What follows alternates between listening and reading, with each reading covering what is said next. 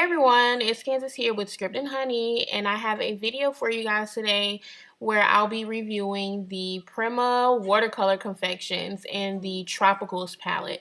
So I purchased this from Hobby Lobby. They were $29.99 and I used a 40% off coupon, and that put it around 18 US dollars before taxes. But I do want to mention that you can get these from Amazon or order them online from Amazon or other places for around the same price, around $20. But I didn't want to wait, so I went ahead and got them from Hobby Lobby. And I already have the Pastel Dreams, but I've been eyeing this palette as well as the Decadent Pies palette. I do want to try that one as well. So today I'm just painting these little loose florals, these little loose roses, and I'm trying to get better at doing these, but I'm always stuck in my mind like, okay, no, this line has to go here, this line has to go here. But yeah, anyway, so I'm trying a little doodle as I do my swatches, and the colors are so vibrant. They're very pretty. A little bit goes a long way. So what I did was I just wet the paint that was in the pan and I just went from there. And like I said, they're very vibrant, they're very smooth. I think they're perfect for on the go with the tin that they come in.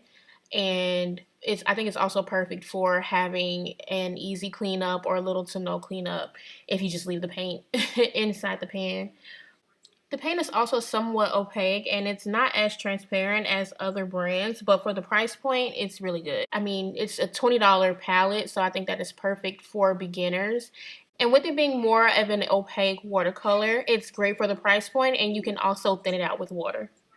I also wanted to mention that on this palette, I'm not sure how the other palettes besides the Pastel Dream palette works, but on this palette, if you notice on the sides of the pans, they are numbered as well as named on the paper with the corresponding number on there. I like that a lot, so that way if I do happen to just redo the palette or something like that, I don't know, but I have the number that I can associate with the pan, the number on the pan.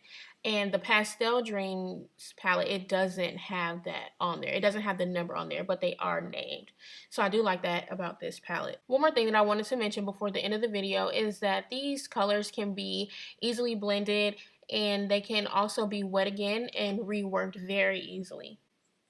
Alright guys, so that's it for this swatch video review of the Prima watercolors.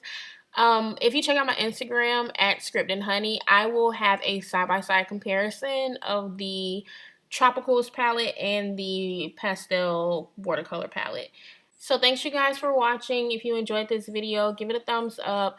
Also, if you have any questions, leave them in the comment section below.